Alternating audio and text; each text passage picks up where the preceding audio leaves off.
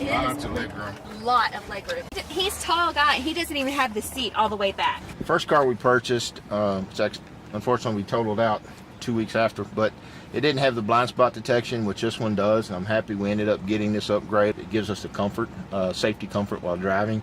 It's come to be a very reliable feature that is very safe, and when our younger children are driving the car, it's very comforting that they have that protection as well. Here is a little light that lights up when someone is in your blind spot, and it dings and it lets you know that there is someone there, and I like that. If your blinker's on. If your blinker's not on, it will light up, but it won't beep at you. If you turn your blinker on, it'll beep at you and let you know. It also lets you know if traffic's coming up beside you, even if you're not intending to switch lanes.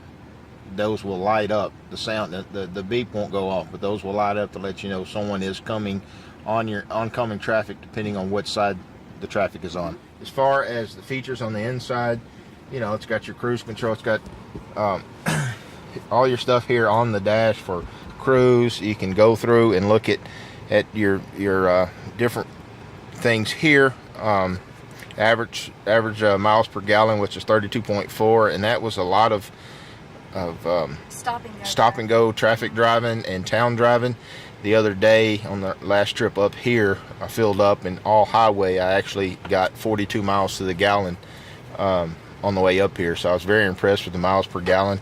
You can set services, and it's a reminder, lets you know when you need to come in and service your vehicle. There's different tire pressure indicators there. Let's see what else. Different ways you can adjust how your lights work. You can adjust the sound on your radio from here, all the settings, driver's assist. It has on the blinker where you just barely touch it and it'll just do it a few blinks and it'll turn itself off, like when you're changing lanes.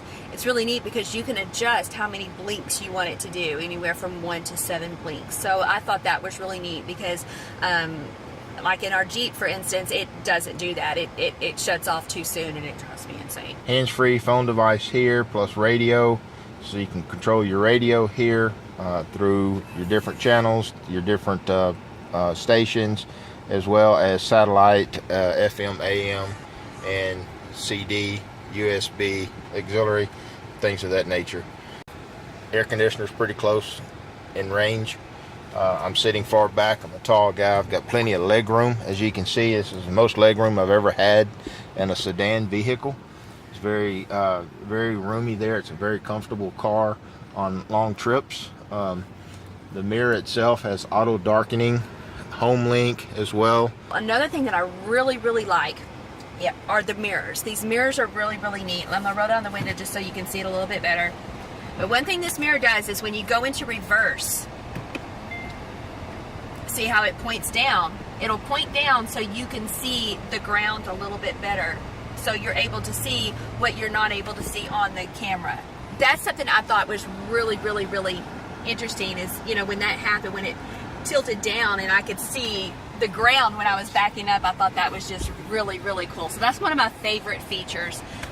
In order for that to happen, there's a little trick you have to do. You have to make sure that the left or right selector is pushed down. If it is in the middle, which most people do, it won't work. So you have to have that done.